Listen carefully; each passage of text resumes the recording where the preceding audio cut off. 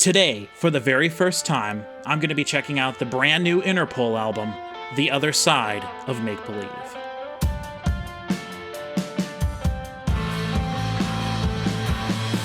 Hello everybody and welcome back to another album review / reaction here on my channel. If you've never seen a video of mine before, just know what I'm going to do is listen to the album all the way through from front to back for the very first time, talking over the music, basically the entire time, giving you my impressions of everything that I'm hearing. And then after I'm done listening to the entire album all the way through, hopefully without stopping, though I may get some ads on Spotify because I'm going to be using Spotify to listen to the album today.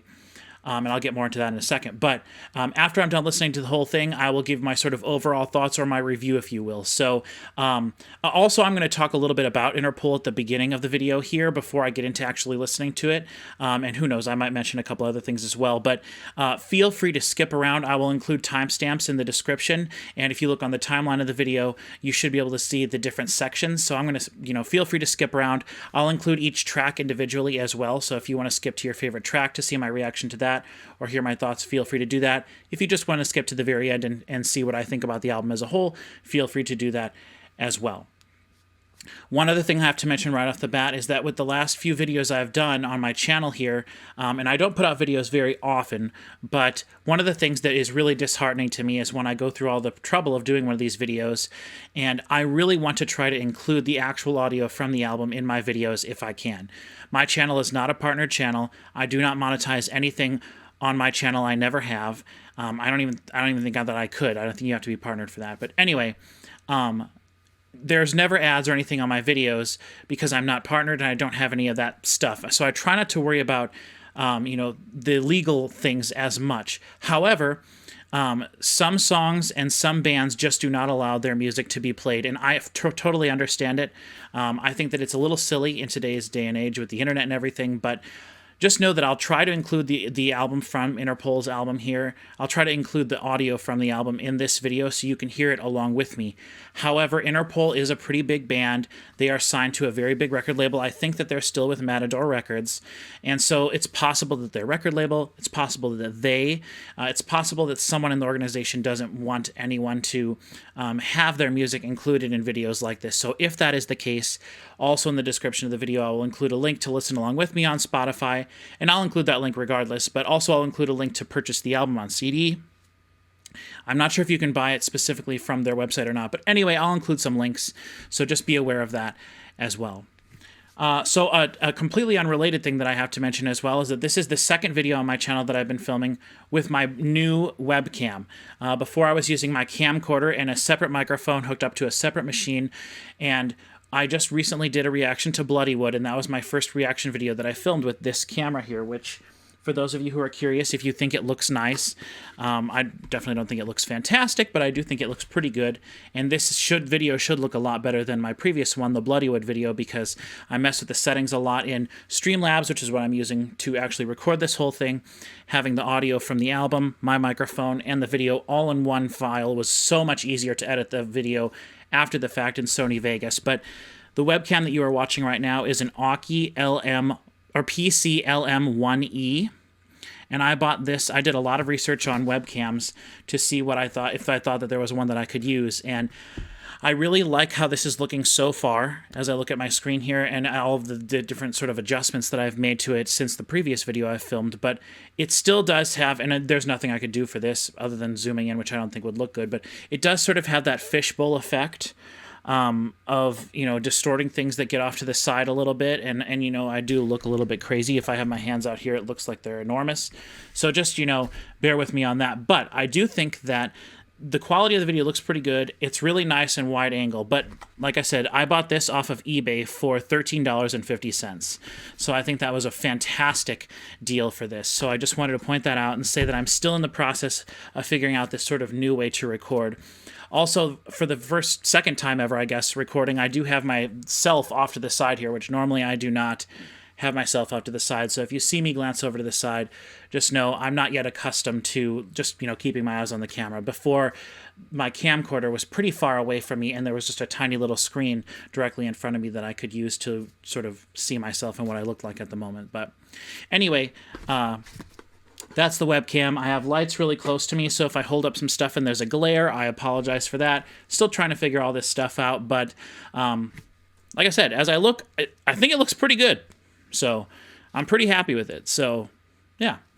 One thing that I wanted to do before we get into Interpol, though, just because I do this sometimes on my channel, and I thought we could maybe do this, have a little bit of fun with it, but sometimes on my channel, if I go to, Goodwill or an auction or somewhere and I find some cool things that I can, like, show people, I want to kind of share that with everybody.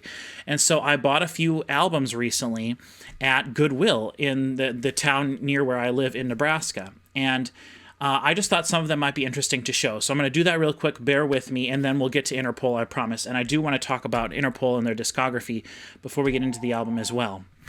And I should have turned off the phone, but I'm just going to ignore that for now. And say that the first album I wanted to bring to your attention is this, The Singing Nun. The answering machine should come on in a second here. This is The Singing Nun. I haven't listened to this yet, or any of these records actually yet, but I think that this is kind of an interesting one. I swear I've heard of The Singing Nun before, and this is just an interesting... The whole package is really interesting here. It's got like a little story of her, and I don't know if it's like a fictional thing. Sorry, I hit the mic. I don't know if this is like a fictional thing or what, but it's got different sort of, things. There's actually a cool advertisement in here for what record label is this? Phillips Connoisseur Collection, which is kind of cool. You would see this on the back of a lot of old records, but they just included it as a sheet of paper here inside this, and I think that that's actually pretty cool.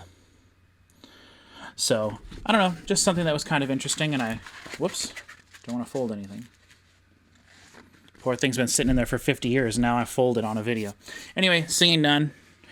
I think it actually could be pretty cool. I'm assuming it's just mostly a woman singing with guitar, maybe some background vocals. I don't know. Then I have this album I found, and I found this. This is really interesting. I've never heard of this band. This is Klaatu, I assume is how it's pronounced. The artwork on this is really interesting. And if you look at the back here... Sorry, I have the glare. Song titles right there. I looked at this and I thought that this was a modern record. I really thought that the artwork and everything involved with this looked like a modern record. And the record looks like it's in great condition. It comes with this sheet of paper, which has album lyrics on it, and actually this is the sleeve, but the record itself is in a plastic sleeve in here, like a regular cardboard sleeve, actually. But anyway, this is really interesting. Like, some of the songs are like Sir Bodsworth Rugglesby the Third, Little Neutrino, Dr. Marvello, The Anus of Uranus. Who knows what that sounds like? Sub Rosa Subway, California Jam, and then the title track, calling occupants of interplanetary craft, the recognized anthem of World Contact Day. I don't know. It's really super interesting, and I'm excited to listen to this. I assume it's going to be sort of like prog rock type thing. The year is... I saw it on here. It was like 1976. Maybe it's on the inside jacket. 1970s, mid-1970s for sure. So, Klaatu. Who knows? Who knows? But still, really interesting. Then I have never heard of this lady, two Sylvia albums. And I always keep an eye out for records from the 80s. They're a little bit harder to find, and some of my favorite genres of music, like 80s synth pop, 80s pop music in general, I really enjoy. And that's what this looked like. It looks like 80s synth pop. Sorry for all the glare on stuff. I got two huge lights right here. But anyway, one of them is from 82, one of them is from 83. I'm assuming it's just sort of generic pop, but pretty cool. However, the coolest things that I found are definitely the rest of these in my stack here. I found a really cool batch of German records.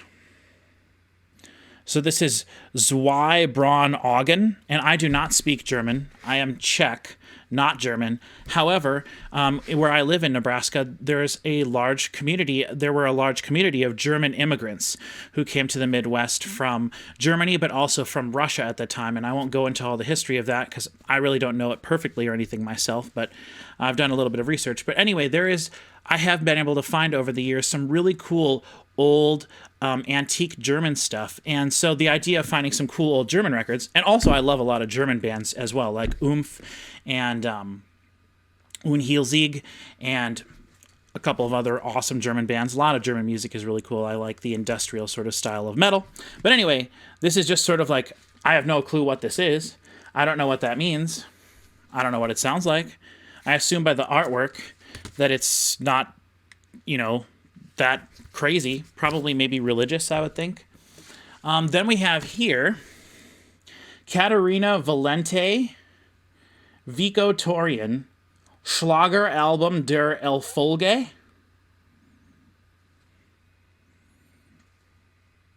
Now this looks just like the cover of a Herb Albert and the Tijuana Brass album. Looks very similar to the cover of that. So I'm assuming maybe something like that, kind of big bandy. Still really interesting. This could be more pop music. The other stuff I think might be instrumental stuff. It might be sort of more, like I said, like churchy music, possibly even classical. But this I assume to be male-female led vocals. So this could be really cool. I don't know if the songs are going to be in German. Looks like track 1 is the Popocatépetl Twist. Yeah, there's some German stuff. But also it looks like Madison in Mexico, Quando, Itsy Bitsy Teeny Weeny Honolulu Strand Bikini. So that's interesting. We might be getting sort of like a Hawaii-inspired album, which could be really cool. Der Sharif von Arkansas ist ne Lady. Western song. Oh, here it says what they are. Slow Fox, Samba, Hillbilly Fox. Anyway, really cool. This one is the coolest one, so I'll save that. This is Schon Weihnacht mit Peter Alexander. Peter Alexander. Don't know. All of it very German song titles. Still cool. Don't know. That one also could be more of a religious, I assume, male vocals. Whoops. Then we have whatever this one says. Sorry, I feel like I'm spending too long on this. And I just wanted to get to this one anyway, because this is the Western Songs of Ralph Paulsen. I think that's how you say that. But this is a German Western album. The songs are Honky Tonk Girl, Shenandoah, Tennessee Flat Top Box, Frankie and Johnny. And then we have a German one, Dort mochte ich sein. Sorry, do not speak German. Like I said, Goodbye New Orleans, Jenny Goodbye, Das Loch in der Wand, the hole in the wall. And then also Yellow Rose of Texas, Ich hab ein Braut in Texas. Yellow Rose of Texas? I don't know. Really cool, though. Really excited to see what this sounds like. And I thought as a fun little twist for this video here, I would look this up on Spotify and see if we could hear just a few seconds of this album. So give me a sec and let me look for it. Okay, so I just looked it up on Spotify. Could not find this album, but there are 3 albums from this gentleman available on Spotify, and one of them is another album full of Western songs. It looks like one of his big songs was his cover of the Bonanza theme song.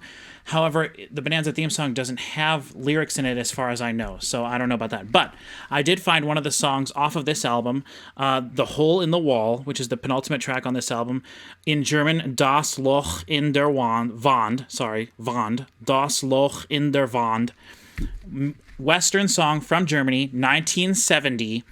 This is that song. We'll listen to a little bit of it. Die Story erzählt von dem Loch in der Wand. Tom Dooley. Terrible quality. This is just on YouTube again. Dann setzte sich vor das Loch in der Wand.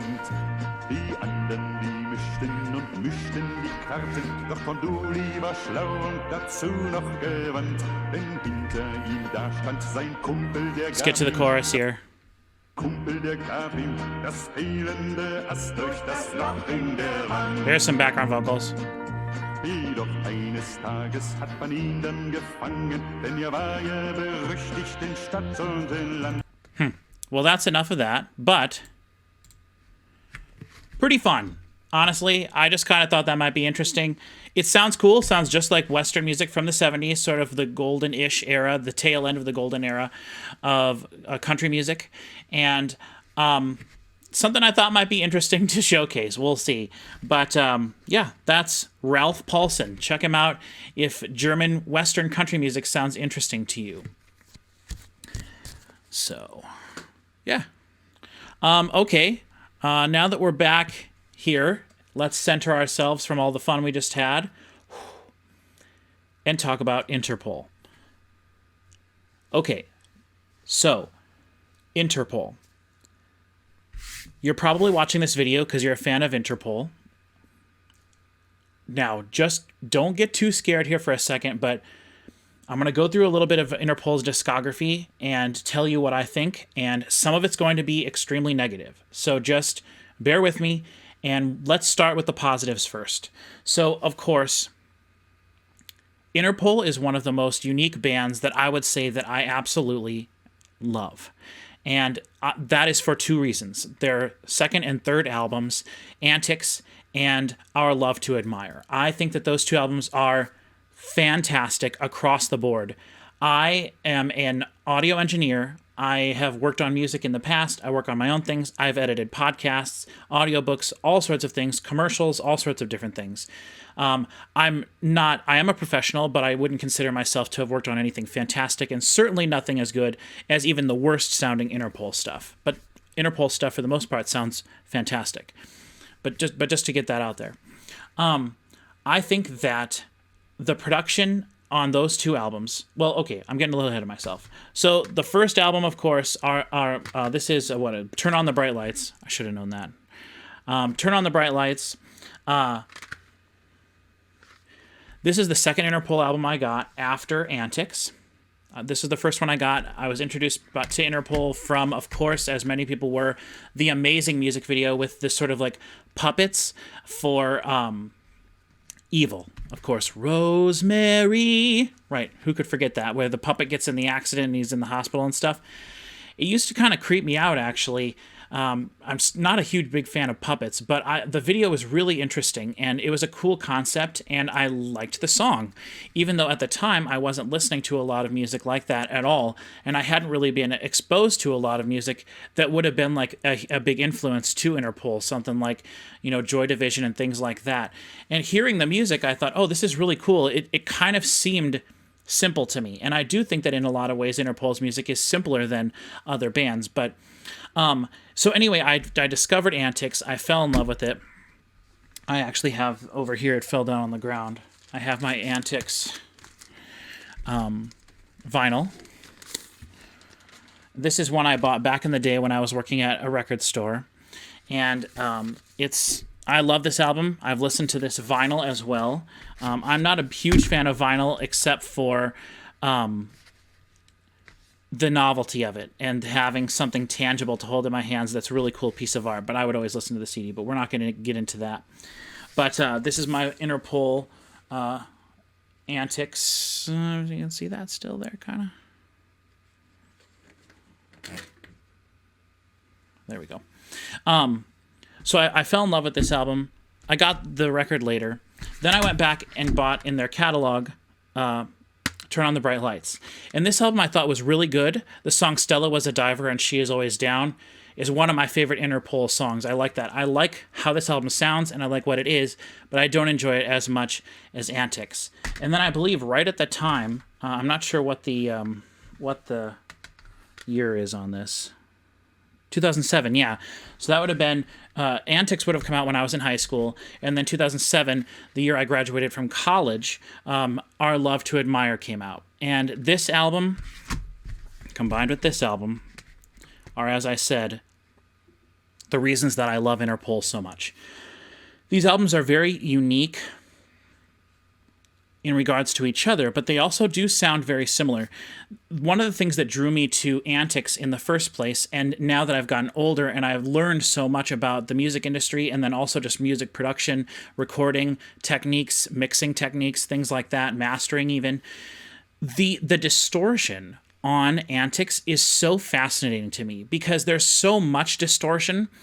And in music production, there's always good distortion and there's bad distortion. And good distortion is, to me, something that I would think of associated with something like the Black Keys, or something that's maybe trying to go for a little bit more of like a lo-fi sound. Or, of course, distorted guitars. You can have clean guitars and distorted guitars. And so I'm not really talking that kind of distortion. I'm talking about sort of like intentional or unintentional distortion happening as a result of recording and of combining different sounds and frequencies together to the point where if they're being mastered or compressed too much, bad distortion happens. And when I first heard Antics, there was all this distortion everywhere. And as I said at the time when I was in high school, I was listening to more like European metal music and different things like that. But I also enjoyed stuff like NSYNC and things that were on the radio, Nelly, things like that. And Interpol was quite different from all of that stuff that I was familiar with. And the distortion was one of the things that really separated them from all the other bands that I had heard. And like I said, it wasn't just the distorted guitars, it was the distortion in the vocals and the overall mix and the sort of compressor feel of the whole thing. And at first when I heard it, I was like, man, this is weird. Like, it sounded like it was unintentional bad distortion. And at the time, I didn't really know much about that. Wouldn't have even been able to use that term, unintentional distortion. But now when I go back and listen to it, and I think at the time I came to realize as well, it's brilliant in the way that it's done. The mixing is fantastic. The songwriting is fantastic. The keyboards, the piano are fantastic. The tambourine, which is not an instrument that I would necessarily shout out and be like, hey, the tambourine on this album is great. On this album and on Our Love to Admire, tambourine is like a really cool, important part. And when a tambourine is in the song, it makes the song feel different, especially because Interpol would write their songs in some cases to be very sparse, with maybe just a vocal or a piano or an organ, and then just a tambourine or something coming in for some percussive elements. And it really is an important instrument. And so all that kind of stuff combined, the distortion, the unique instrumentation, the great songwriting, I feel like the really good keyboards, keyboard and piano was something that I really felt like I gravitated to with this band. And I just loved the way that the songs were arranged. Both of these, actually, if you look at these albums side by side, I would be interested to do this, actually, do some sort of like an essay or a study on the two albums, because I feel like there's certain songs that correlate with each other on these albums. The first track of both albums starts sort of slow, minimalistic. They have interesting choruses.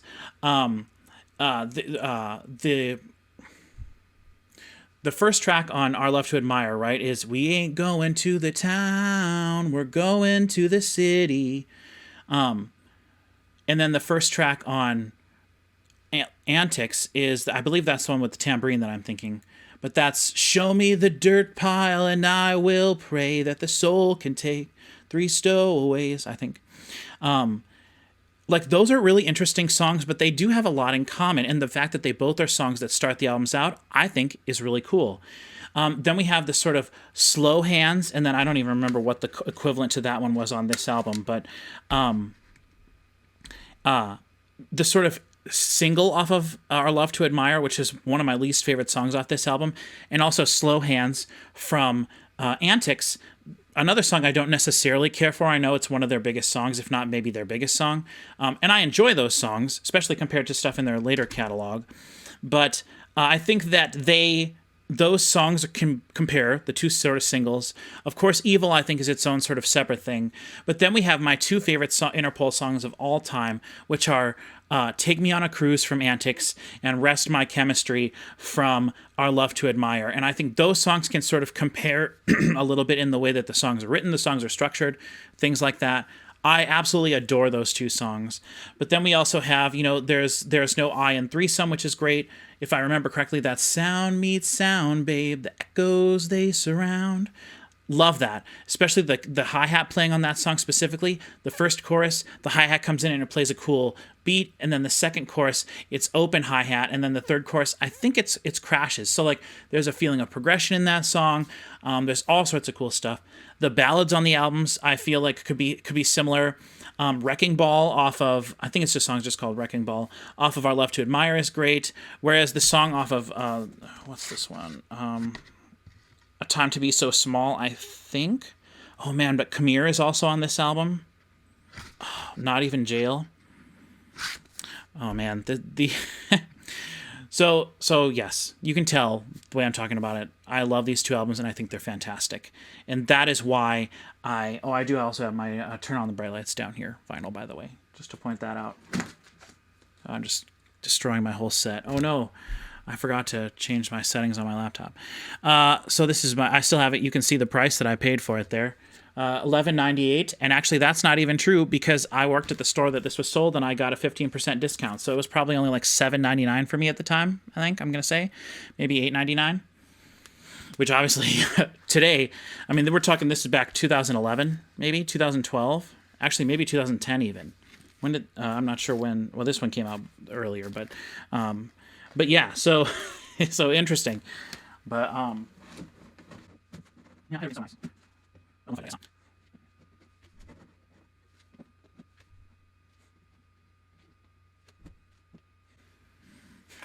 I just spent way too long trying to fix that. Anyway, you can tell that I love these albums, and so let's move on to probably what is the more interesting conversation. I do have a live album of theirs as well that I just found. Okay, all right. So then we get to, I don't even know where I put this. Ah, yes. Then we get to their self-titled, Interpol, right?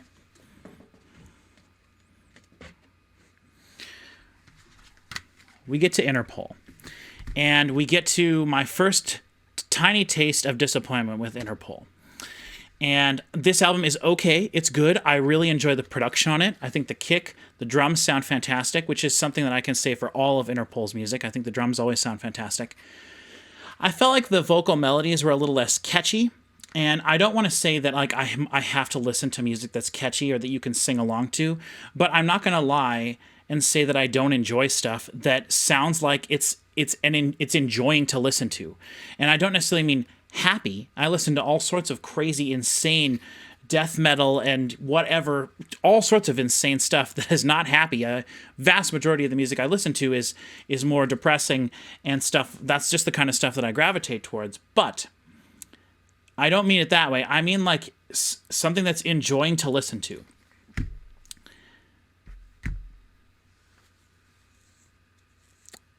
So this album was a little disappointing to me, but it felt like, okay, they had two huge albums in a row that are fantastic from front to back.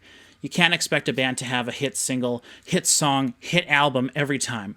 So this album came out, I liked it, but was a little disappointed with it. I actually regretted purchasing the vinyl because that was one that I bought at the record store that I used to work at as well. I don't have the price for that one.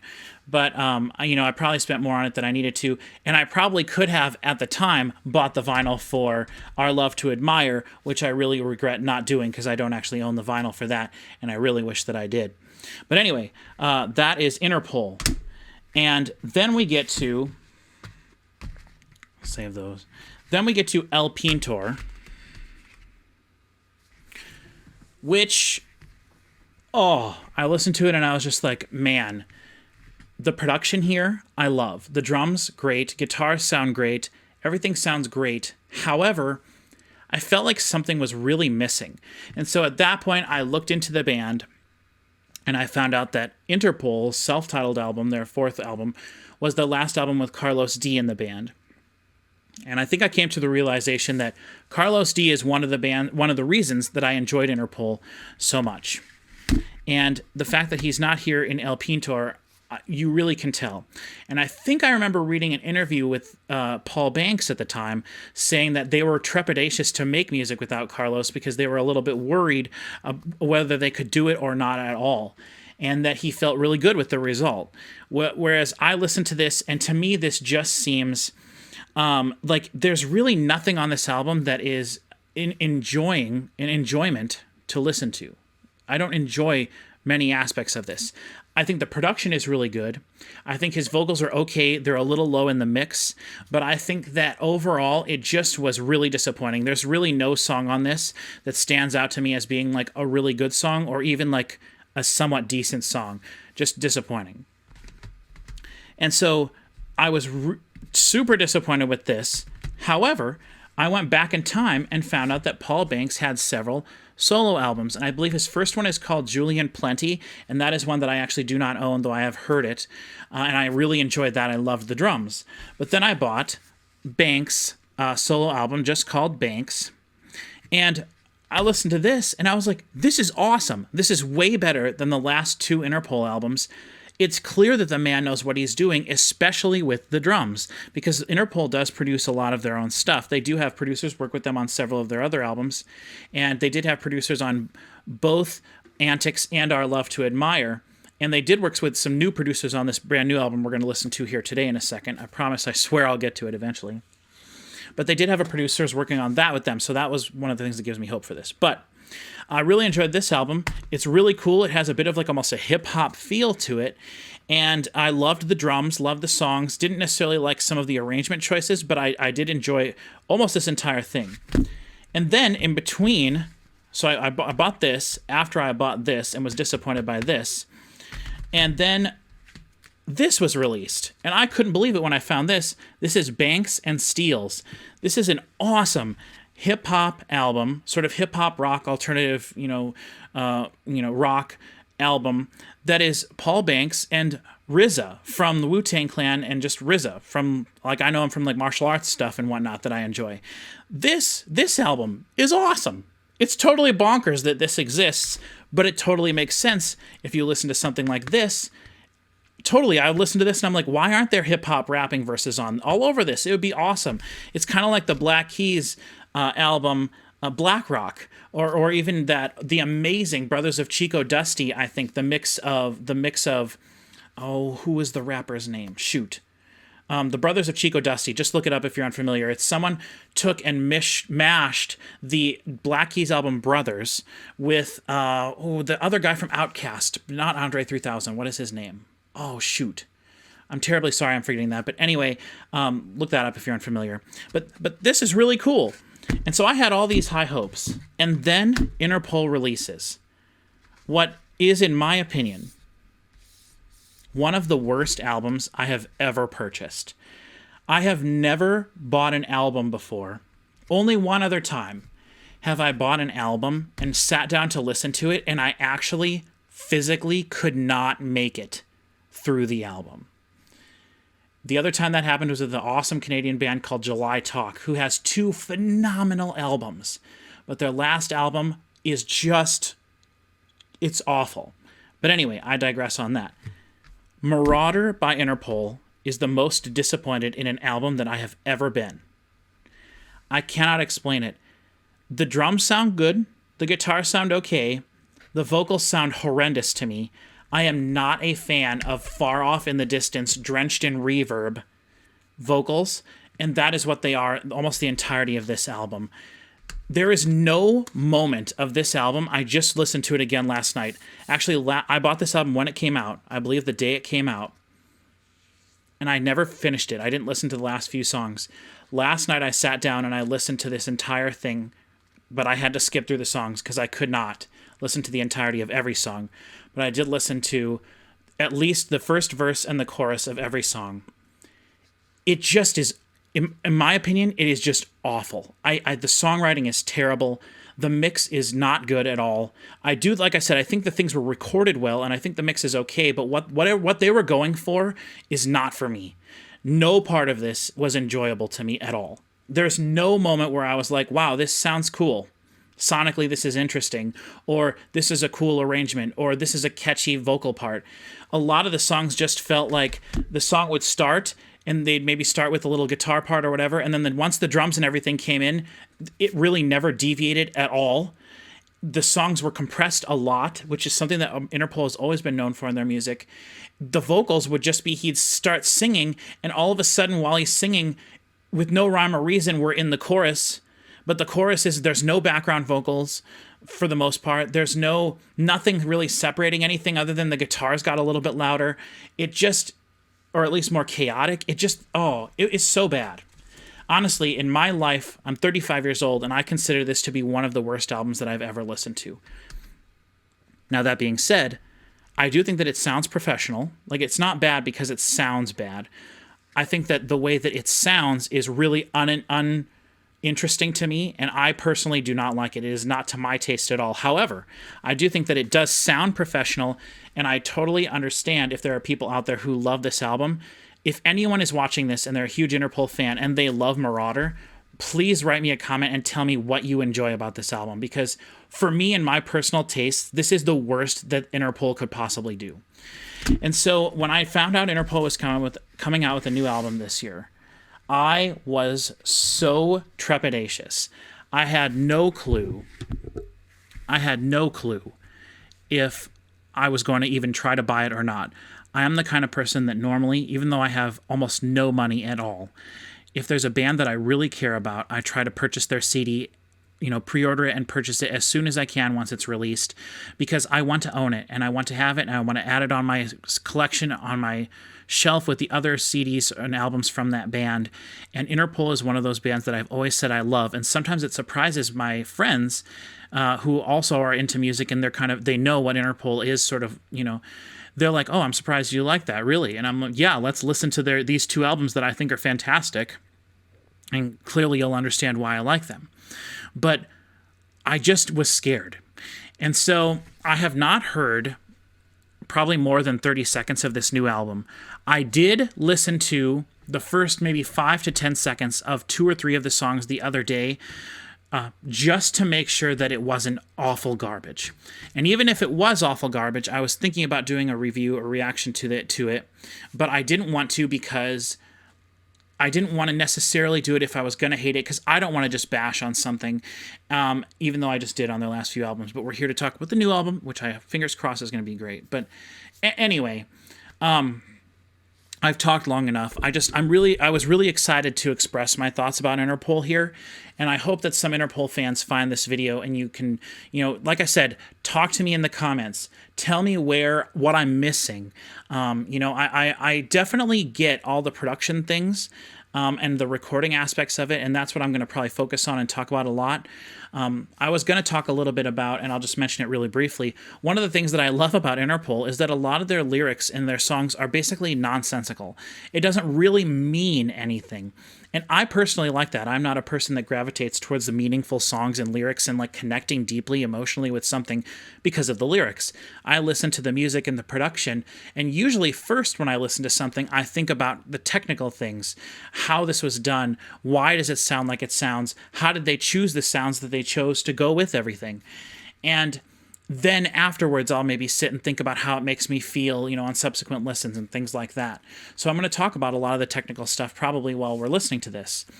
But I just, Interpol is one of those special bands to me for those 2 albums. And usually if a band disappoints me multiple times in a row, I kind of just say, okay, this band's not for me anymore, and I kind of write them off a little bit, and I enjoy what I enjoy. But I'm also one of those people that tends to come back to a band and be like, hey, this is it, they can do this. Do I think that this new album will be as good as either Antics or Our Love to Admire? No. I think that for me, this band has peaked. However, I could be wrong. I did look on Wikipedia before this because I wanted to make sure I had a little bit of facts about this, and I found out that the album was mixed by Andy Mulder, I think, and was produced by Flood, who's someone that I recognize the name of, working with a lot of bands that I feel are really important special bands from the last forever, probably 30, 40 years. And, Depeche Mode was on the list of things that they worked with a lot. I looked at the list, New Order, Depeche Mode, all sorts of cool, interesting bands that I do feel work totally in the style of this. And he has worked with Interpol in the past, I believe, maybe mixing one of their albums. But I think this is the first time he produced for it. Now, I will say, looking in the credits for the album on Wikipedia, I don't have the CD with me, so I can't look at the liner notes. Although Interpol's albums famously have very little information in the liner notes, including even the song titles never being listed.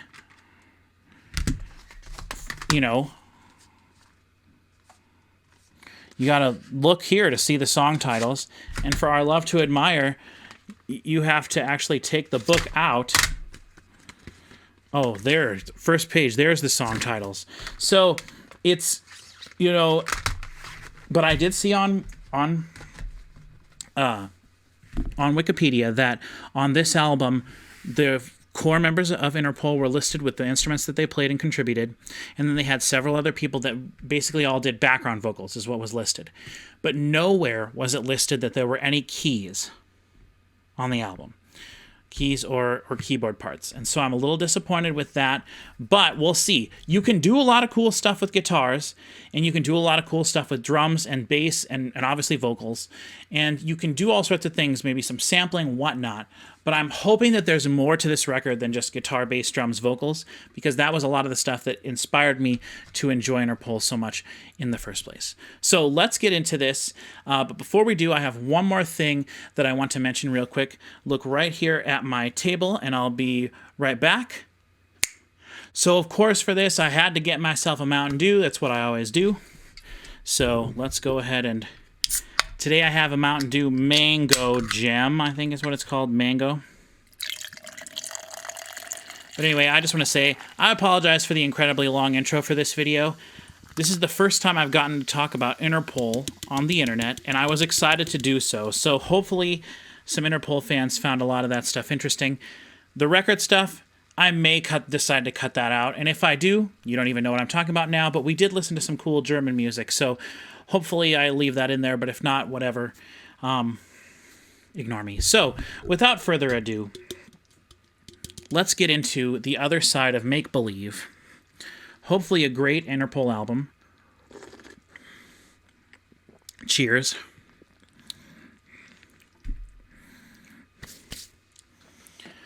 So one thing I'll mention is while we're listening, my headphones, I have an extra cable hooked up here that is actually necessary for me, but they invert the stereo image. So if I'm not thinking about it, which I'm usually pretty good at that, if I'm not thinking about it and I say something is on the left, but you're hearing it on your right, just know that that's because I accidentally forgot that my stereo image is reversed.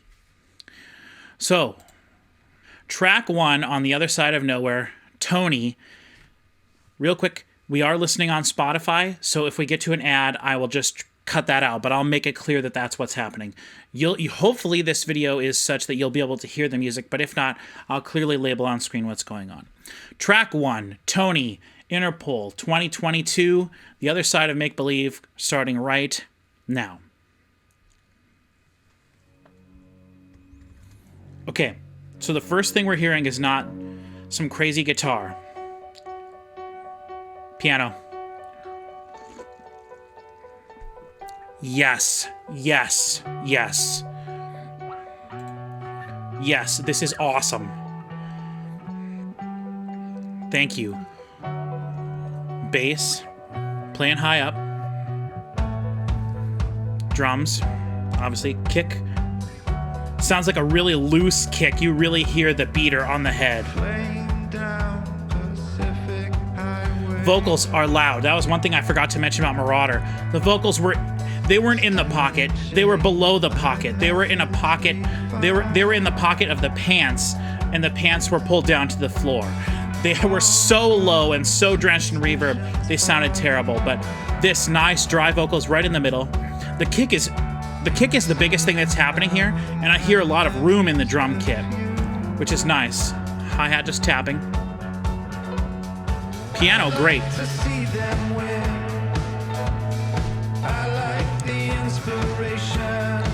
Snare sounds good too. The drum kit itself sounds really roomy. You can tell that there's a lot of room microphones in there, a lot of room tone. Oh yeah, background vocals, baby. Off to the wide, double tracked and spread wide.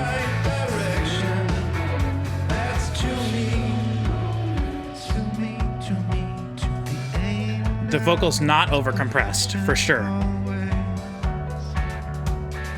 That dry guitar tone off to the right. My left.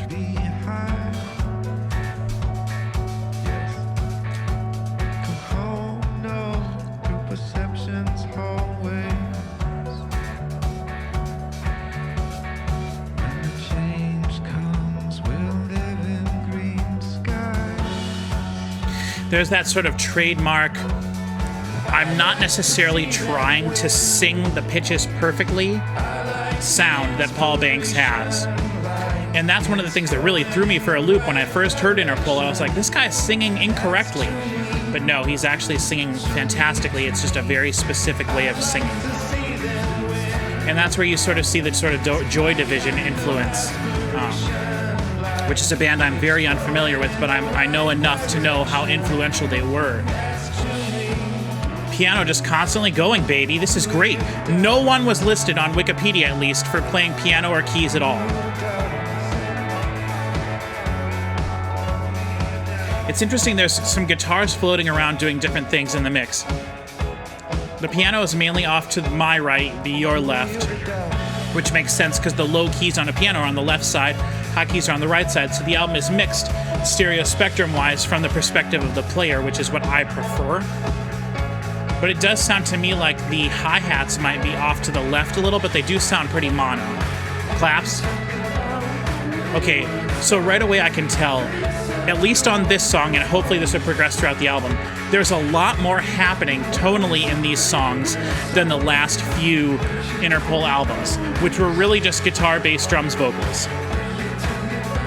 And I understand that maybe it would be easier to perform those songs live, because when they perform live, they just have that guitar, bass, drums, vocals. But this is what I want. I want more complex arrangements, and I want background vocals. I will say this song to me doesn't sound like the most catchy, awesome thing.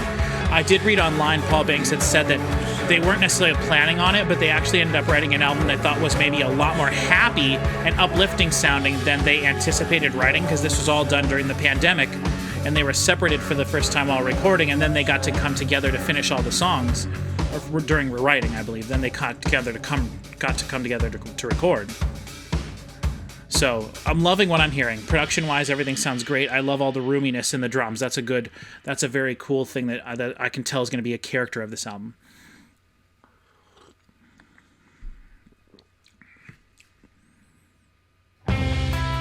Okay, track 2. Oh, dude, that low, beefy kick, that low-tuned kick, that just not woofy, that like loose kick, it just sounds so loose. And the guitar is panned off to the side, but I definitely hear some of it in the other track as well. Oh.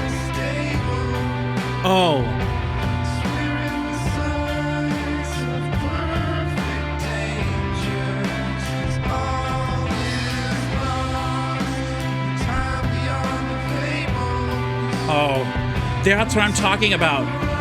Just hearing this.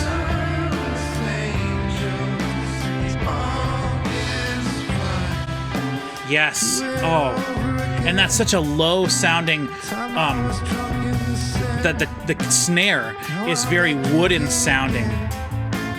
It almost sounds like they don't have the snares on at all, but I think they do. It's just such a detuned low snare. You hear so much of the body of the snare.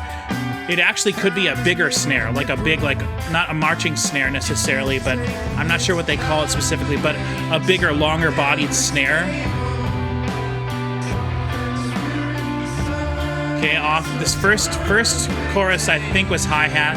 Second chorus is on the riding. Those drums sound fantastic. And this chorus, it sounds like you could sing along. There's something memorable happening, and I love that. I will say both songs so far, there's been like a lead vocal in the middle for the majority of the song, the whole song. And then for the chorus, the background vocals have come in, they've been spread very wide.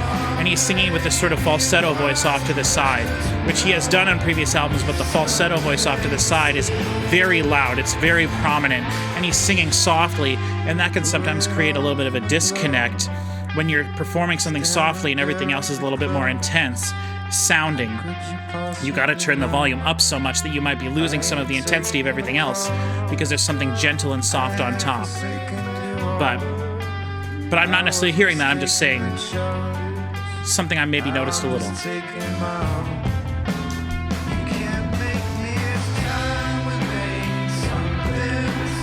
stable. Love it.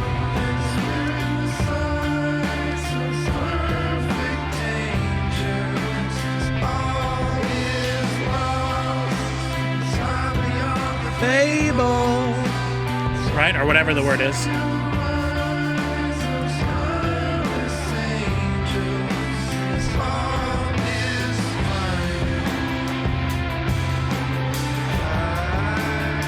Love the production I'm hearing. And I'm gonna just assume that a lot of that is coming from Flood. But I also know that Paul Banks loves his drum sounds. And the kind of drums that he loves, based off of all the work that he's been a part of and his several solo albums, is the kind of drums that I love. Just cool, old school, hip-hop sounding, awesome drums, basically. Just played slower. And that's what this sounds like.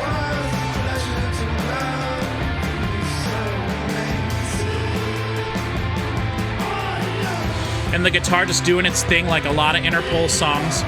We have a guitar off to the side, for you guys to be ear right. That's just strumming, really distorted going. A little reverb on that. But then we have a much more drier guitar off on the other side, balancing it, doing more of a melody part.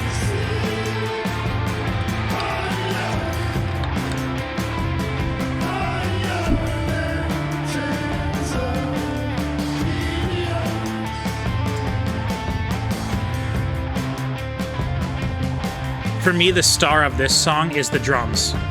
Don't fade it out.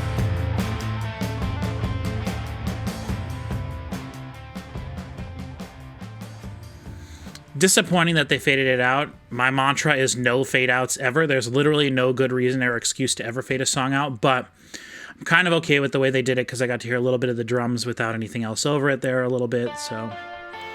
Okay, guitar off to the far right, my left. But I hear it in the room. You know, one of the things, Marauder just had spring reverb all over the place. And if you're unfamiliar with the difference between spring reverb and just other kind of reverbs, just do a little bit of researching and look up online. And I'll say I like spring reverb for certain things, but other things, it just isn't my cup of tea. And Marauder was so drenched in it that I didn't care for it. Drums here, awesome. So far, every song, the drum production has been completely different, and I love that.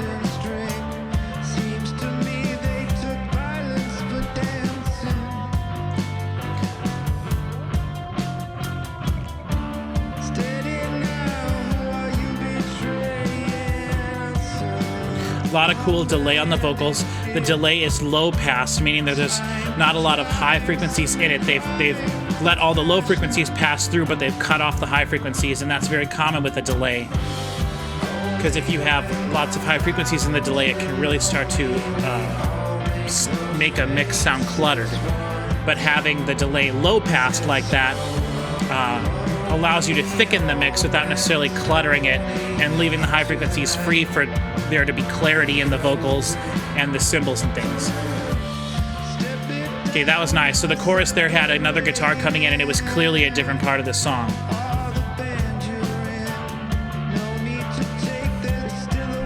That guitar that's off to the side playing, doing the broken chord part, the arpeggiated chord part, or the melody kind of thing, it sounds like it was recorded in a room off to the side, and usually how they would do that is you pan the guitar to one side, and then you set it to a different auxiliary track or a bus track, and then you put a reverb on that that's just set to the middle like a room sound, and you have the guitar tone over here, but the reverb, the effects on it are in the room as a whole. So that's why it doesn't just sound like the guitar is over on one side. It sounds like the source is over there. You can hear the entire room in the sound as well. Now the kick on this song, much drier and tighter sounding than the previous two songs. So the drums sound completely different, but I really enjoy that.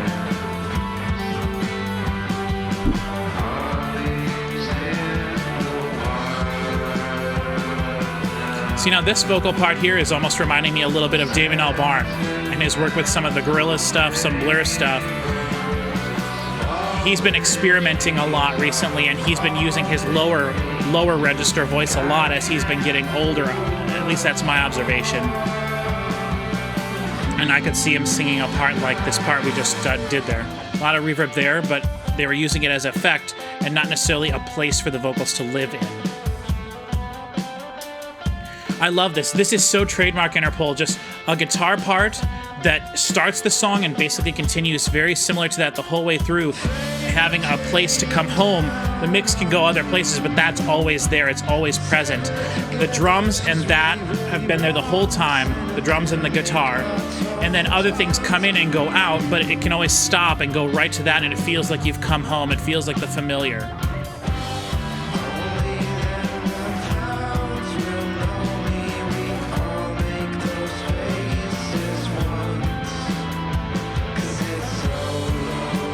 Love the length of the songs we've heard so far as well. The songs do not feel too short.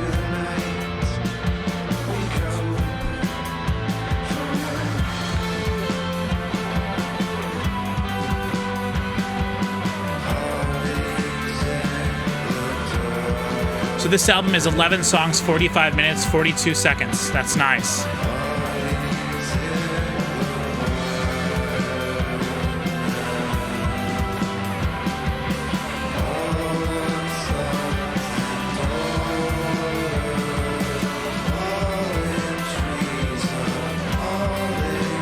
A lot more chaotic cymbals here.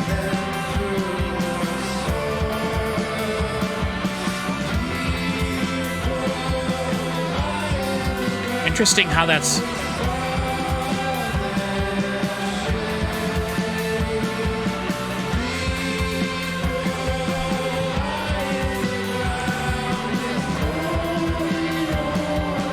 Not a huge fan of the vocals here.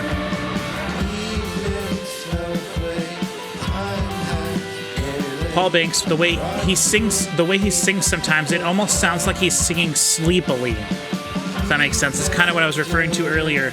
There's this like laziness to it that I don't necessarily care for as much if it's done too much, but I think it's such a core part of his sound. Whoa, bass really opened up there at the end. That was really nice. Okay, all right, we're on to track 4 now. Okay, track 4, Mr. Credit. Starting off with a bang right away, just boom, boom, ah, boom, boom, ah. Love it. Plodding sounding.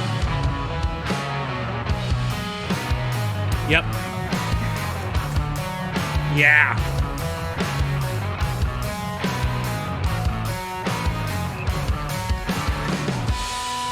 Love the little slide on the guitar there. Oh, yeah. There's nothing left to stop it. How long we knew. Seems we've got some trouble with us. How we want it. Mr. Credit is dead and buried. Farewell. It's all a part of the game.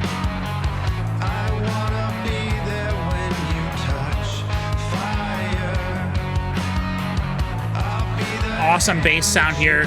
Very big open bass sound, distorted. And I believe the bass player for the band now, I didn't look this up, but I believe the bass player is Paul. So I'm not sure if he has someone else play on the album and then he performs it live, or maybe they have someone else touring with them now. I will say we haven't heard a ton of other things in the songs other than that first song with the piano. But there's a lot of things happening in the mix, and the drums have been the character of the album so far, has come from the drums. So I'm still really okay with how everything sounds. Like this song, definitely bass and drum. Every song really so far, bass and drum led.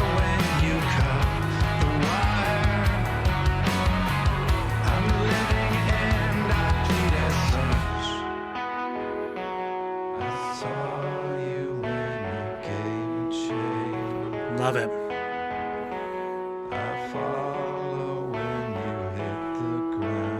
You know, a band like Interpol, they have such distinct guitar sounds and progressions, like note progressions that they've used on their first 3 albums. I wonder if one of the issues for them was, okay, we've made 3 whole albums of stuff that kind of sounds like that, using just the single notes on the guitar, you know, it's a very particular style, and I'm not sure exactly what to call it or how to word it. But I imagine it was probably hard for them to be like, well, we start writing a song and like, oh, we can't do that. It sounds like this one already, or it sounds like this one already. And I feel like having the addition of all those keyboards and the organ especially, and like I said, things like that on their first 3 albums. And I do know that Carlos, by the way, played on their 4th album, their self-titled one. But I don't think that one was as interesting, and maybe he didn't feel it as much. That's why he left the band. But by the way, if anyone who is watching this is a fan of Interpol and you know of any other projects that Carlos went on to work on, let me know. I've never actually really looked into him as a musician outside of Interpol, so let me know if there's something, or any of the members of Interpol, if they have something that I've missed. That I've said everything that I know exists, so let me know if there's something that I missed.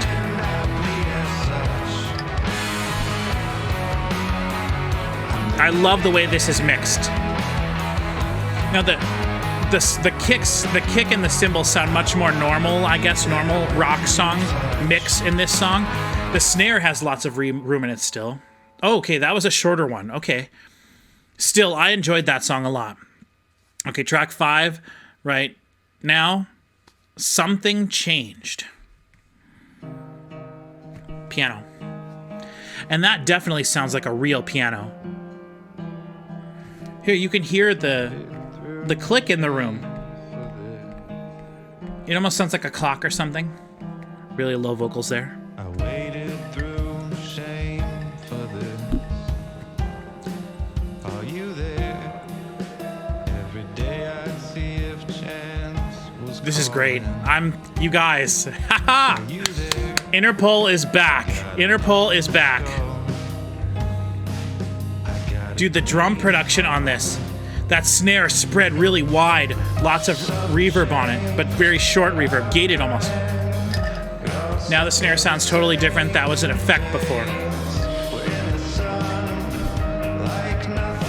See now, and see what the drummer is doing there with the hi-hats. That's become a part of the song. No, they're not doing it now, this part, but that part was really different because of what the drums were doing. Here we have some toms. Okay, now it's slowed down. Feels like the tempo changed. Piano. Okay, now here you can hear there's 2 tracks of piano, one on the far right, one on the far left. And it's very like, almost like a detuned sounding piano, like an old standing upright piano. I forgive you, but there's no pretending. Are you there? To me, very ominous and dark sounding. There's that snare again. That like distorted snare almost.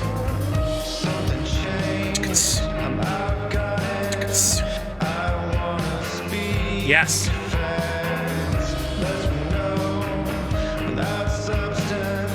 Now the vocals, there's the clear center lead vocal that's drier, but then there's background vocals that are much more, they have reverb on them, and almost all of the effects are what I was talking about earlier. They're low passed.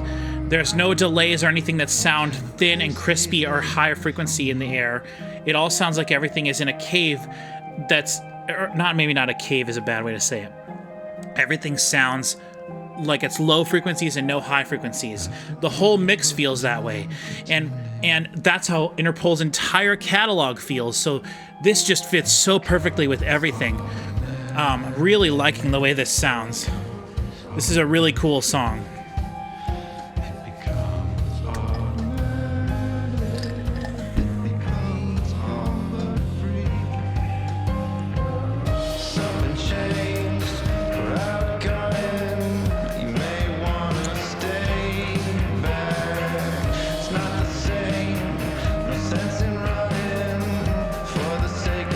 There's definitely like frequency things happening in the back, but it's not a lot. Like recently I've been talking on my channel in a lot of my videos about something that, a phrase that I've coined, the mid-range soup. You have the high frequencies, you have the low frequencies, and then what are the mid frequencies doing in this song? Vocals usually live there a little bit, certain other things, guitars, and obviously there's parts of whatever.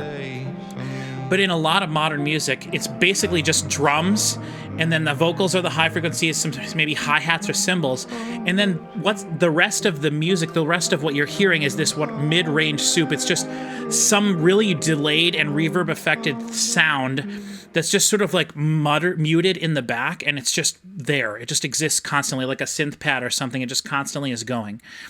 Now this, I feel in that song during parts, really love the way that ended there, kind of just tapered off. Now we're into track 6. Renegade Hearts. Love it. Dry bass sound. Much less distortion on the bass here. Yes.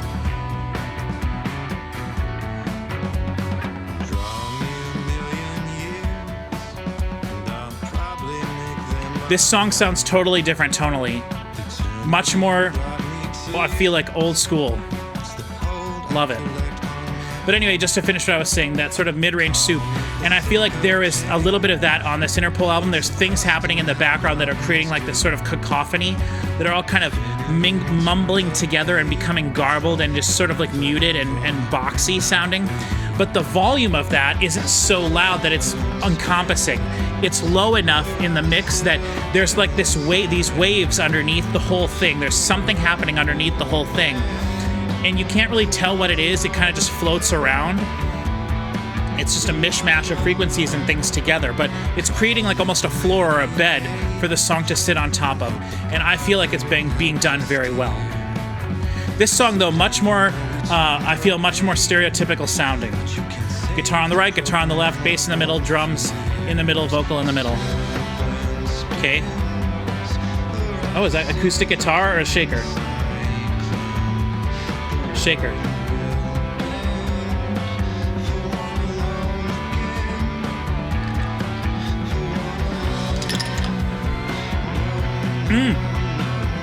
Wow, those bent notes.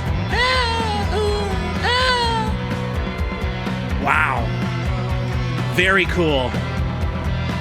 Now we're getting into like Modest Mouse territory. I just love the Interpol. The drummer for Interpol. Love it. Guy's fantastic. And even more so than what the drums are doing, the way they sound on every album has been so good. A lot of sub-frequencies in the kick here, but it's not too much.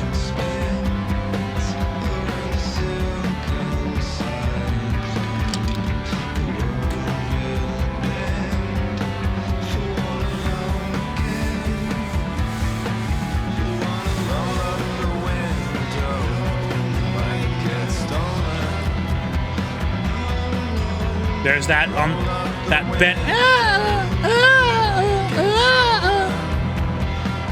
That just makes it sound like something's broken. You know, I love it. And that.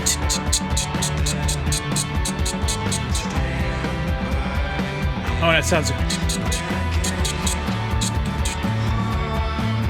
It could just be a programmed thing, but it sounds like it could be like a shaker or something almost.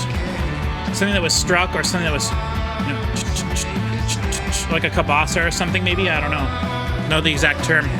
Don't know what it was. Oh! Nice background vocals there.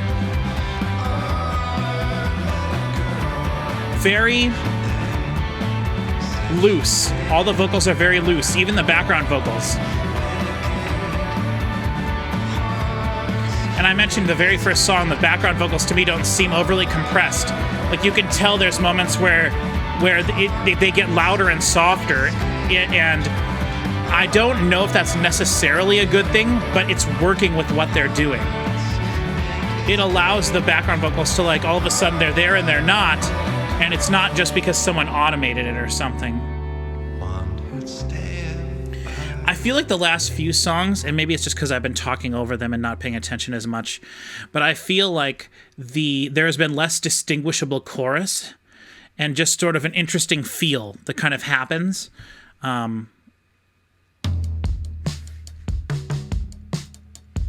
Oh, interesting. So we just had like one ad. That was interesting. But right away, love this.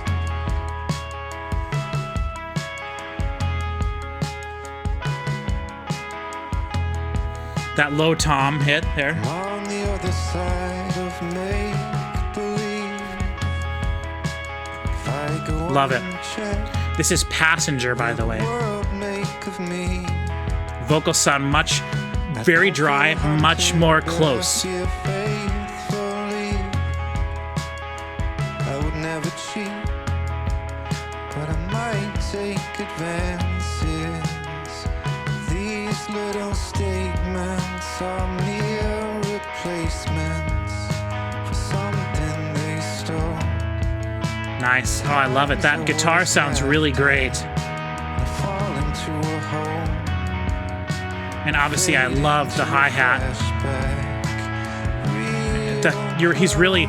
It sounds really tingy, and that's because the hi-hat's really being pressed together hard. Now it opened up a lot, the hi-hat sound. Feels like it panned a little too.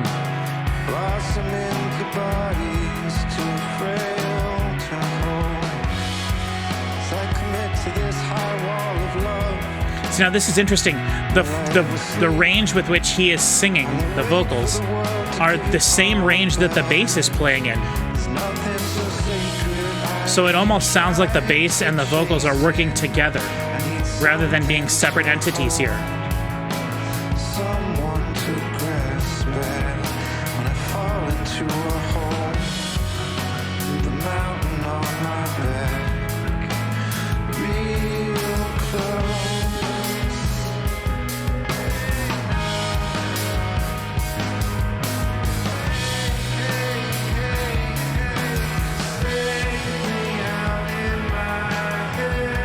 You know, this sounds like the chorus, but we're over halfway through this song. Unless this is a bridge.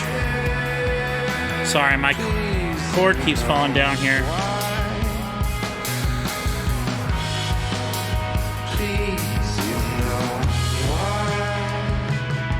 Okay, now we're back to the way the song started.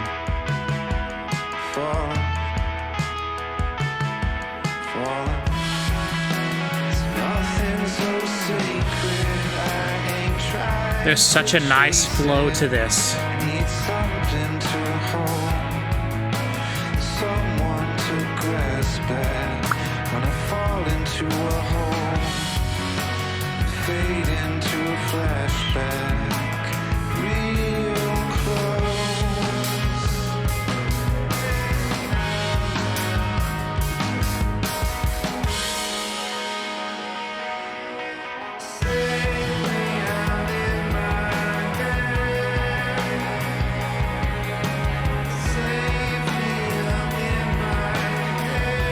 Now, I don't recall having this part of this song.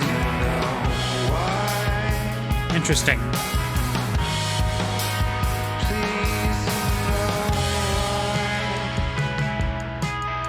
See, I feel like here the last few songs, the arrangement has been really interesting, but the vocals have now come back to the sort of the way they have been. Like, it just kind of sounds like he's singing, and I don't really know what part of the song we're in, and there's much fewer distinguishable parts of the song, and I particularly really like that. I want my songs to be structured verse, chorus, bridge, chorus, out.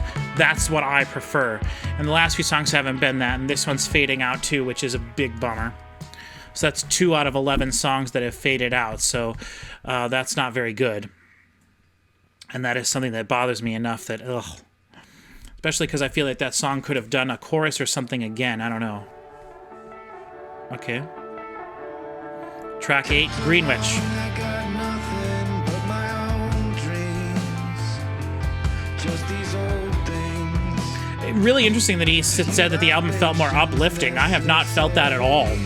I still think it's dark, like all the Interpol stuff for the most part. Maybe even darker than a lot of it.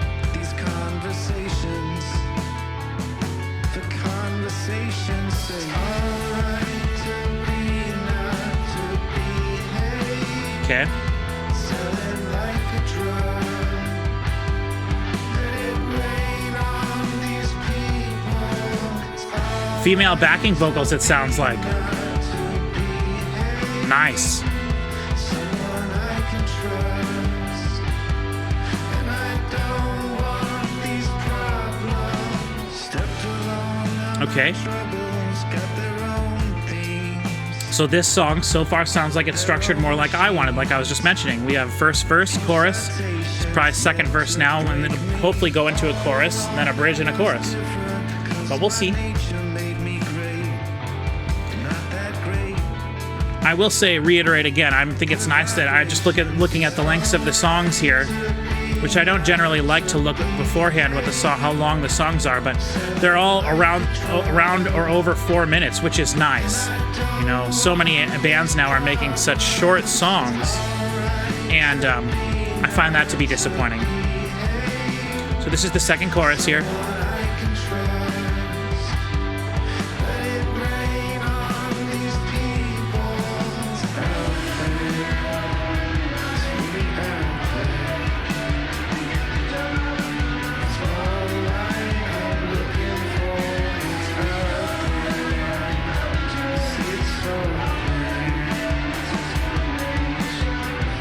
Interesting here, got multiple vocal parts going at once there.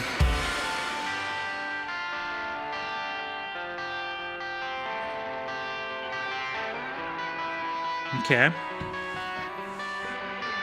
Interesting vocal sounds there off to the side. Whoa.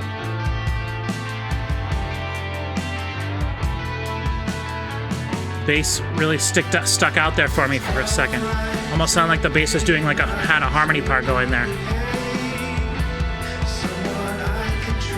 The bass on this song, very clean, very dry, no distortion on it at all. Maybe a smidge of verb, but I doubt it. But very unassuming on this song so far, the bass. Really not something I'm noticing other than it's just this bed of the song underneath there, the low frequency.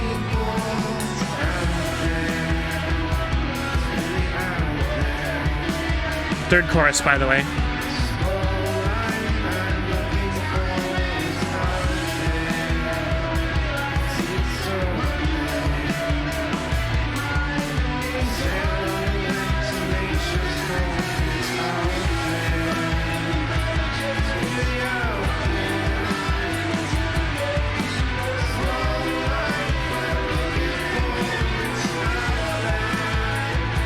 Interesting. Having the female background vocalist doing a little bit more here. Song's feeling a little bit more chaotic now. Both guitars doing a little bit more moving. The guitar on the side really going crazy. Please don't fade out again. Shaker. Yeah. A lot of delays on the guitars. You can hear when they stop, everything keeps going. And that's one of the things that contributes to that mid-range soup like I mentioned. Okay, track 9.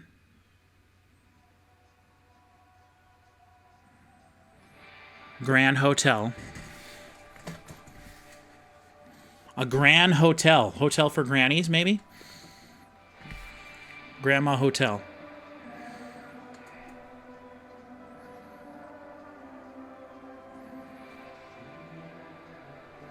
Very cool effect here. Background vocals. Sounds like almost some reverse reverb. Here, the high frequencies and low frequencies have been cut, so it's just mid-range frequencies. It's kind of cool, creating the soupiness. Okay. I was just gonna say, that part lasted about 40 seconds. I was just gonna say, I wonder if this whole song is just an instrumental interlude thing.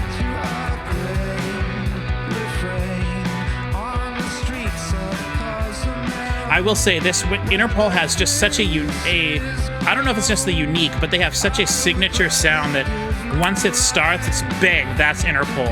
And I love that, because I don't know if I would have been able to say that with their last 2 albums. But this back. Okay, little distortion or effect on the vocal here. Couple trap doubled, or not doubled, but there's a harmony vocal in there.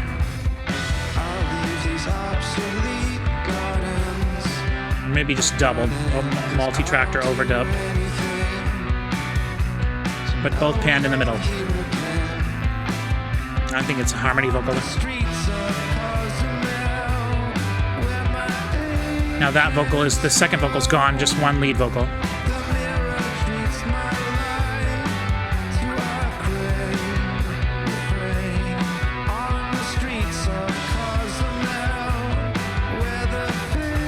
Really cool line here. Bum, bum, bum, bum, bum, bum. Really cool descending line here happening. In the bass.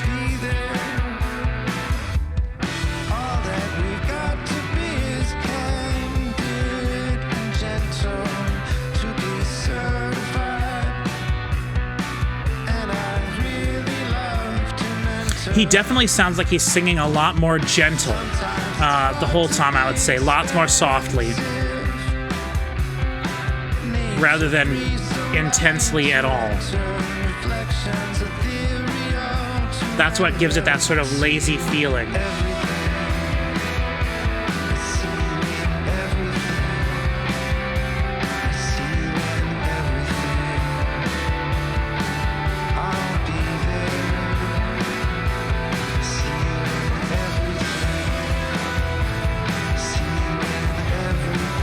Building.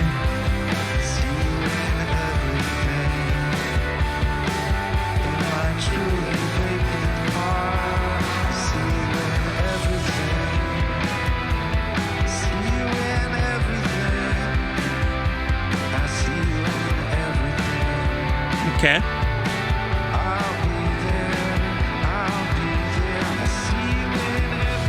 Now the kick on this song has almost no high definition to it all. It's just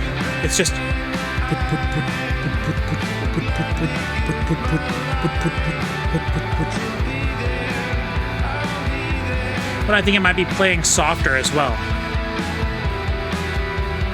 And you can hear a little bit of the beater still, but for the most part, there's almost none of the head of the drum in the sound at all.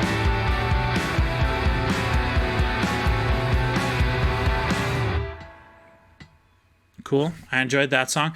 Okay, we're going to be on track 10. Big Shot City. Okay. Okay, that sounds like a choral.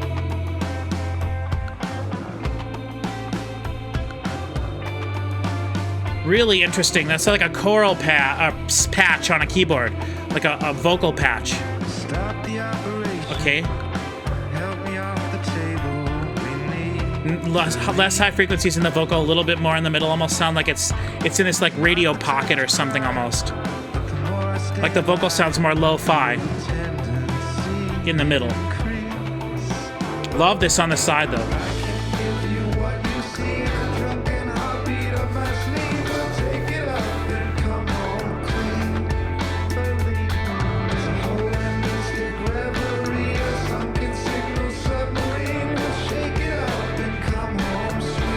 Love it. This is great.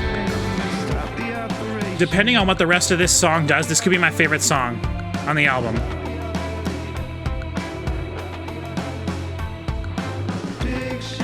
I will say so far we haven't had a song that had that like space in it, like Rest My Chemistry or Take Me on a Cruise felt. Those are my two favorite songs. I feel like those songs are really good with space, where things go away and there's moments for the song to breathe while things are still going, but it's more minimalistic during those moments of the arrangement. And so far here, it seems like once the song starts, there's rarely a time where the drums go away for a section or anything like that.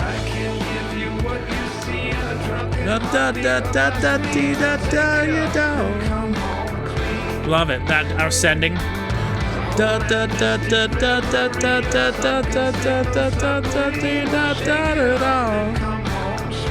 Very cool. Catchy. Oh, cool little delay there. A warbly delay.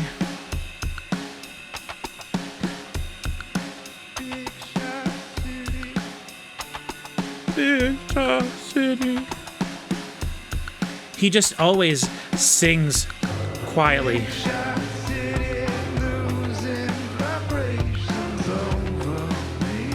It's a very stylistic choice.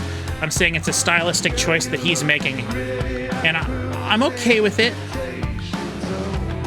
He doesn't... There was obviously never any moment where he's ever screamed or been intense like that. But I do feel like there were moments in past songs where he was more full-voiced, projecting more.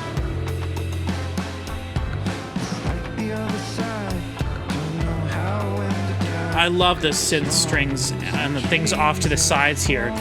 Really like that.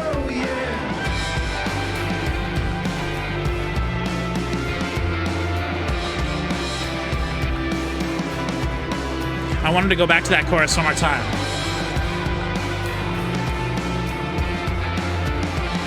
Bass has very low, or very, not very much definition to it in this song either. Just the low frequencies.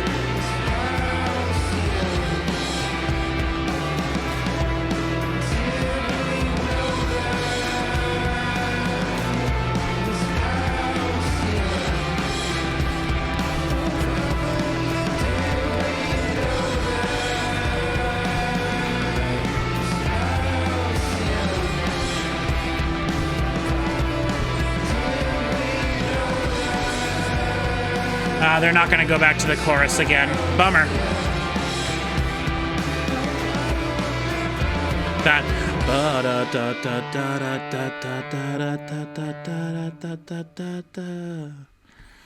Disappointing there that they didn't go back to it, but still, that was a really cool song. All right, the last one, Go Easy, Palermo. We haven't had a ballad on this album, and I don't know if we'll get one or not. Doesn't sound like it from this guitar riff.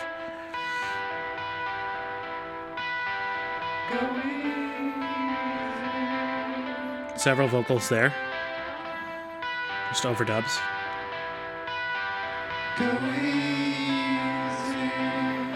Multiple, there's some harmony vocals in there now.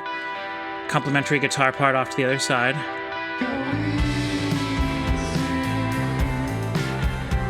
Gosh, love the drum sounds.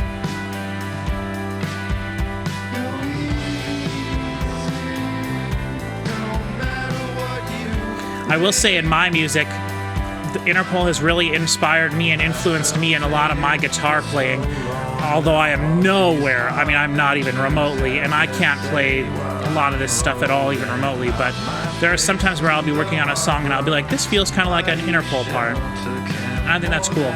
One of the things I've definitely taken from them as an influence.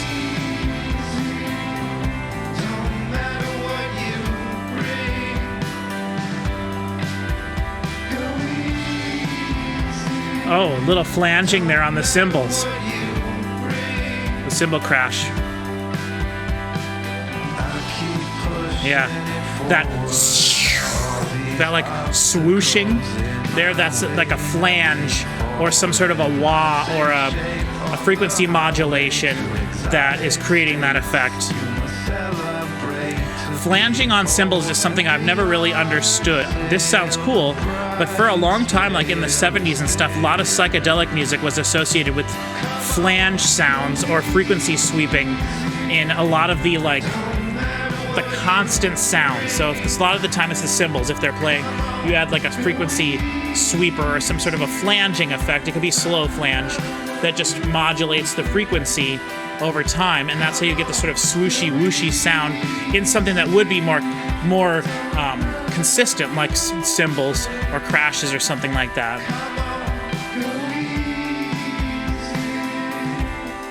Bass totally gone here. Go easy. There you go. You can sing along with this one. I would have liked to have a nicer closing than that. Okay. That is The Other Side of Make Believe by Interpol. All right, well, okay. So let me just... Okay, so first of all, let me say that I feel like this was vastly better than the last two Interpol albums, I feel. And it was good. I need to listen to it a few more times to really get, I think, a gist of what, like a good handle of what was happening. But for me, I'm going to say that it's... Now, I said earlier that there's no way any of their albums in the future, I don't think, will ever live up to either Antics or Our Love to Admire. Which, for the record, I do think that I like Our Love to Admire a little bit more. So I didn't expect it to be that good. I would say I think that this album is up there maybe for me with as much as I enjoyed their first album. Just on the cursory listen, I would say I enjoy this album more than their self-titled album, but I would have to maybe listen to both of those, this one and that one again. I think I like the production on certain aspects of the production a lot more on their self-titled, because I really do think the drums sound fantastic on that album, and I think that a lot of elements of that sound really good. But it was they were trying to do a sound that was more similar to our Love to Admire. Whereas I think this is kind of its own thing. There was a lot of distortion to this, but everything also felt slower and a bit more washy, but not necessarily washy because of the, like, a lot of times when I would say something would be washy, there'd be lots of reverb to it. It'd sound very wet sounding, as opposed to very dry. But there still was, like, everything felt like it was run through distortion effects and distortion pedals. A lot of the songs had distorted bass. So I do feel like I enjoyed the sound overall. The first 3 songs were like, the production blew me away. The drums on the first 3 songs were completely different.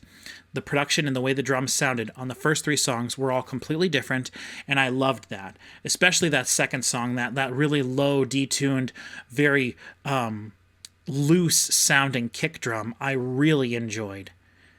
And I think that I would definitely say the drums were probably my favorite part of this album. I think that the vocals were a little disappointing to me overall.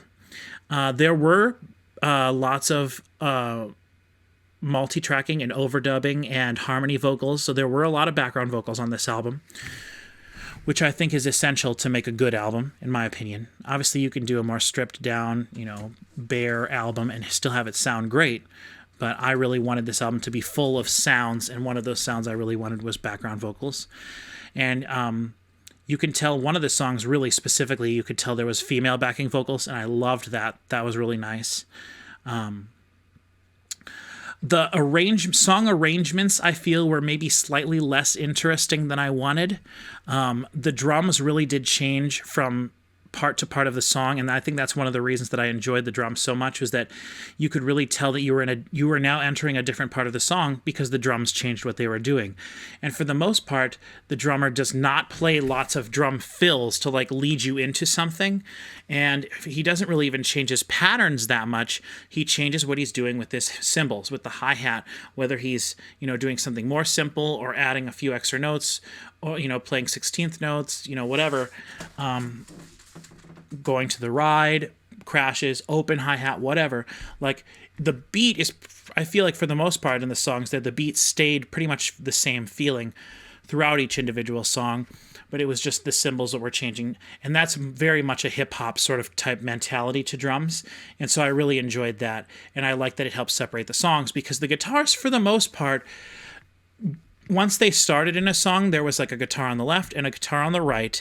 And I feel like in most of the songs, one of the guitars was doing this sort of stereotypical Interpol broken chord arpeggiated like melody part, and then the other guitar was just doing sort of like a maybe faster picking, totally distorted, maybe with some reverb, very much delay on it to just create like a bed of sound.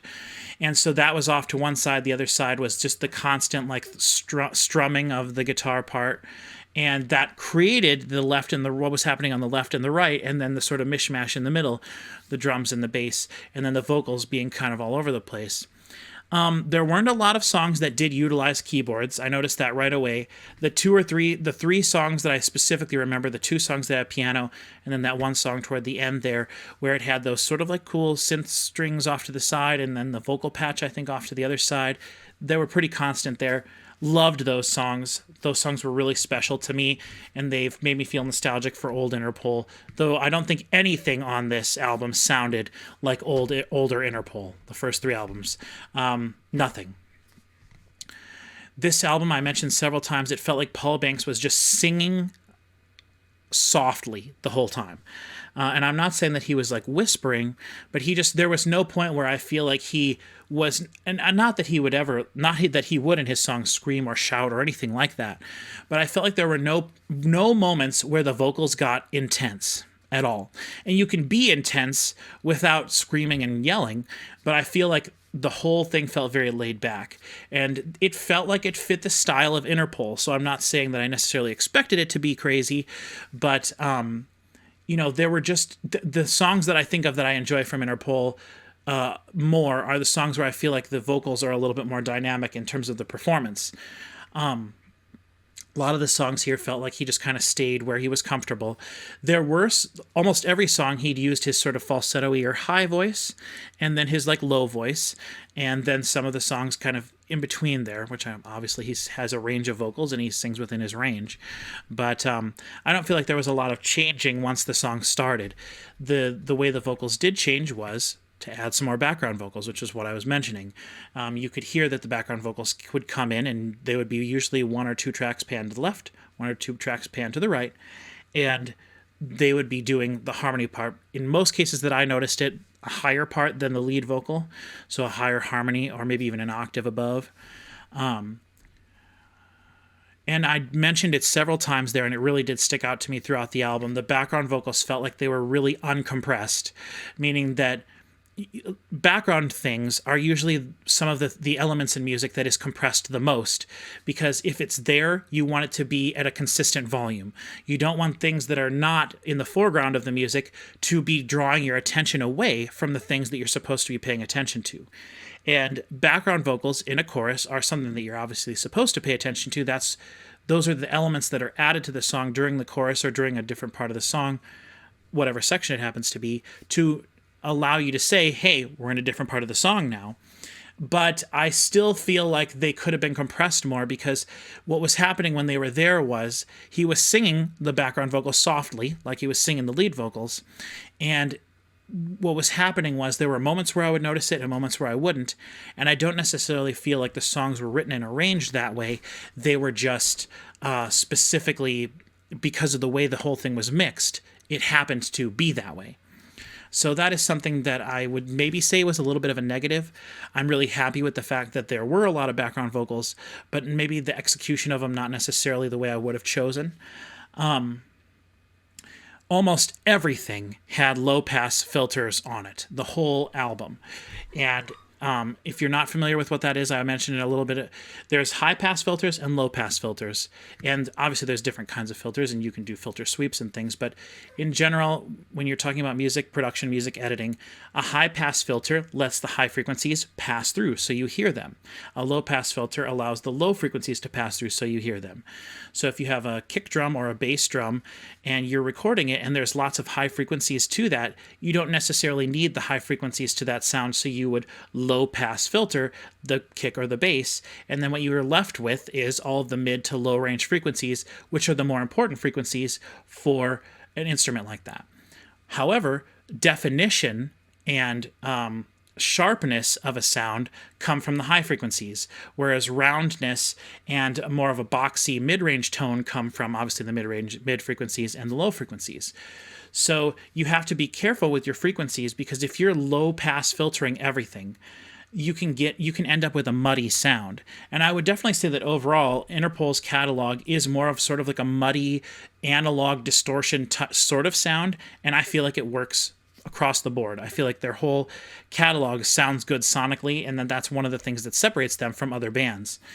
On this album, I think it was done really well, because at no point really did anything feel too muddy to me. I feel like maybe some of the lower frequencies could have come out of some of the vocals, especially the background vocals, because I think that was what was causing the moments where I would notice it and not the low frequencies. But I enjoy the way the frequencies were handled throughout the album. Distortion was great throughout the album. There were several songs where the bass I noticed was really distorted, and that was really nice. And I feel like the bass almost kind of featured on those songs a little bit more. The guitars were basically fully distorted the whole time. There was no acoustic guitar on the whole album that I noticed, and there were only 2 or 3 songs where I noticed aux percussion at all, which I mentioned at the beginning of the video. I think tambourine is one of the really special things that this band had for them on those 2 albums that I really enjoyed, and on their first album as well. And so the fact that there weren't as many shakers and tambourines, which I feel are a really integral part to a lot of different styles of music, and really underappreciated. stuff like that is something you don't necessarily notice because it's just something you're so used to hearing. But when songs don't have those things, it can feel like they're missing something vital. And I'm not necessarily saying that these songs felt like they were missing that, but the few songs that I did notice it on, I was like, wow, that's really nice. I really enjoyed that being there. The guitars melodies I was mentioning a little bit in there. You know, Interpol's first 3 albums have such a distinct sound that I was actually wondering if it was harder for them to write music after Carlos left, because if they started writing a song or working on a song, they'd be like, oh wait, we can't do that because it sounds like this other song that we already did. And if they got to a point where they just had to sort of change their mentality for songwriting because it would maybe feel too familiar. And I definitely feel like there are certain songs from Antics and Our Love to Admire that feel like they could almost be basically the same song. So they may have gotten some, you know, negative feedback on stuff like that. And I really don't know, you know, their self-titled El Pintor and definitely not Matador. I don't know those albums well enough to like think of any individual song off of there to say like this is a unique song. But for their first 3 albums, I can definitely say that there were unique songs that stuck out to me. And on this album, obviously the 2 songs that had piano were the most unique sounding on this album because they were driven by the piano. And even though all the other instruments came in, that was what the sound that made those 2 songs sound different. And so I really enjoyed those. The drums on track 2 really made that song stand out. And then there were some cool drum production things on the other songs, but I feel like the first 3 songs in particular, the drums sounded vastly different from one another. And then every few songs, maybe there was the kick or the snare would sound a little bit different, and they do something to sort of separate it from the other songs. But I feel like of the 11 songs, maybe 7 of the 11 songs, maybe 6 or 7 of the 11 songs sounded, for the most part, the drums sounded mostly the same, and they sounded really great. They just sounded more normal, I would say, whereas the other songs, the character of that song was almost driven by the way the drums sounded. So that's definitely something I think worth pointing out. Lyrically, I don't have a single clue what he said in almost any song. I was not paying attention to that all. No melody line, or not melody line, no vocal line stuck out to me as anything worth really remembering. But that is not something that I would think of Interpol as being. You know, that first song, as I'm thinking about it now, they had the like Able and Fable and stuff. You know, there's moments there where I feel like I could, if I listened to this again, I would maybe want to try to sing along with it a little bit. And then that one song where the vocal line just kind of kept going up, I believe was either the penultimate song or the third to last song. That vocal line I think I will remember next time I listen. But other than that, the vocals kind of really didn't stand out to me that much. I'm happier with them than I have been on previous albums because of the addition of the extra background vocals and being able to separate the different parts of the song. But I don't think that they have reached, and I'm not necessarily saying that they were trying to, but to me, I don't think that they have reached the level of catchiness and enjoyment and fun that I would get from listening to and trying to maybe sing along with some of the songs. You know, I can think of songs from the first 2 albums and sing them in my head. And I don't know if I could do that with this album, no matter how many times I listen to it, because it just doesn't seem like that was like a part of this.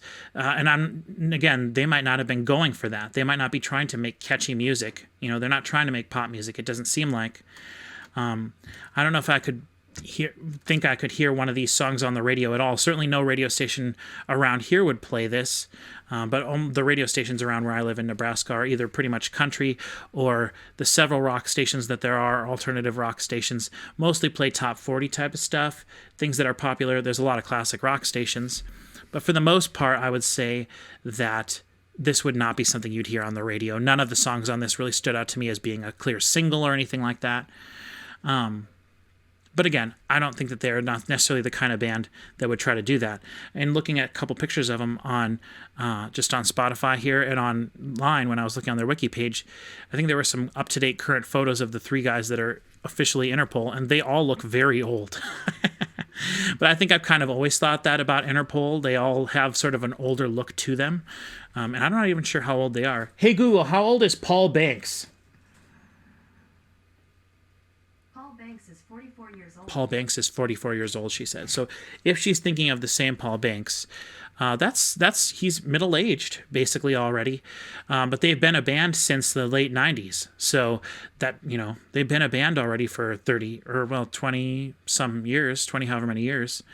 So that's a long time to be a band and to still be going, especially after one of the core members left the band halfway through their career. So thank you very much for watching. That's all my sort of analysis, I guess, that I have of it. Overall, I did enjoy the album, but I'm still a little disappointed. And I feel like maybe the disappointment is coming from the fact that I hold this band to such a high regard and such high esteem, and they just are no longer the same band. I will say that this album surprised me production-wise a lot, and I will when I listen to this album, I'll probably pay attention to the drums most. And if you'll notice, that's probably the thing that I talked about the most throughout this whole video. But I really enjoyed that aspect of it. So I enjoyed the production. And I was actually at a record store for the very first time recently in Minneapolis, Minnesota. We were on a little vacation, my family and I, and for the very first time I got to go to a record store in years. We only have one record store in Nebraska, and it's far enough away, and it's downtown the middle of the city, and I don't go there very often, ever, maybe just once a year. But I got to go to a record store called Cheapo Records in downtown Minneapolis, and I bought $140 worth of CDs, and the most expensive thing I bought was $14, but I bought like 30 albums on CD there, and some really good stuff. Old Firewater stuff, 3 Firewater albums. I bought all sorts of really cool stuff, but while I was there, I saw BT had a new album come out, so that's going to be the next album that I do on my channel here, a reaction to. So if you're familiar with BT, I think one of the great musicians possibly of all time, though someone that hasn't really been, I feel, living up to his potential the last really 15 years or so, though his last album was really good. That'll be the next thing on my channel here. So look forward to that. Totally different from Interpol, though. I mentioned several times throughout the video, if you're an Interpol fan and you like Marauder, you like the things that I've mentioned I don't like, please let me know what you like about them. And then also as a reminder, if you know of any projects that the Interpol people are involved with that I didn't mention in this video, let me know what they are, because I definitely want to look. Especially I want to look if Carlos D was involved in any other bands since leaving Interpol, because I feel like now knowing that I really like the stuff he was involved with and I didn't care for Interpol as much since he left, I feel like a band that he's involved in would be something that I would definitely want to check out. So let me know, and thank you very much for watching. As always, take this album and share it with someone that might not like it, because you never know, you might find someone and convert them and they'll become an Interpol fan for life. Thank you very much for watching, and I will see you next time.